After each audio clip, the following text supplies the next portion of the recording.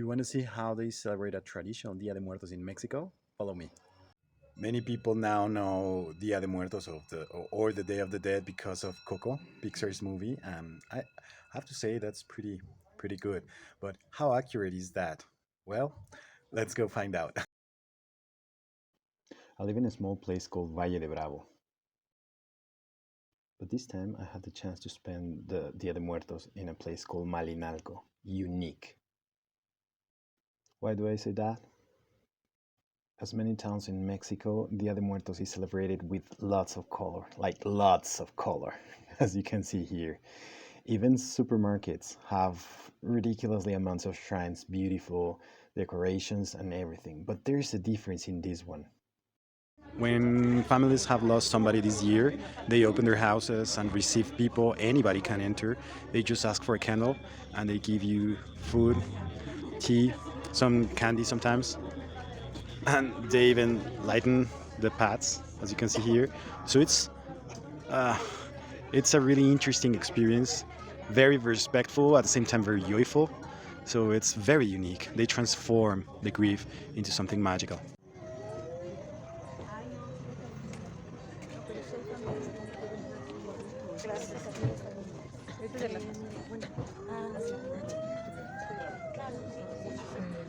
Aquí damos una ofrenda de las ceras, que son estas velas, y se nos ofrece algo. Y vemos aquí el ponche, tamales, pan, mole y arroz que nos dieron a cambio de la cera o las velas que estamos entregando para este altar.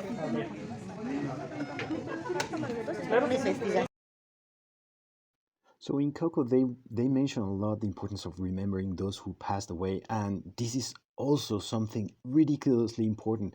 But it goes beyond that because these people they open their houses to strangers. We were completely strangers, just giving them candles. They would call them cera, wax, and they would give us food. But not only that, they would share their stories. Like this guy, you can see he was a stonemason, and that's why they built this cathedral. It took 2 months to build this shrine. I mean, just imagine the amount of work put there. But at the end, it's not just the colors and the work and the beauty of everything. And don't get me wrong, it's beautiful and there's a lot of work involved.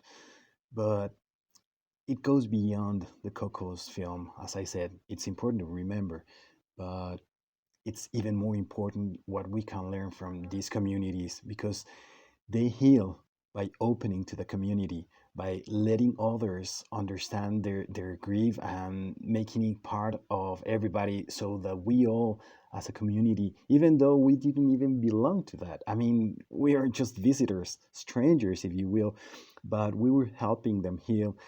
But by doing that, they were also giving us beautiful gifts. And I'm not just saying food, which was delicious, but they were giving us important gifts to the soul. It will be something to remember for forever.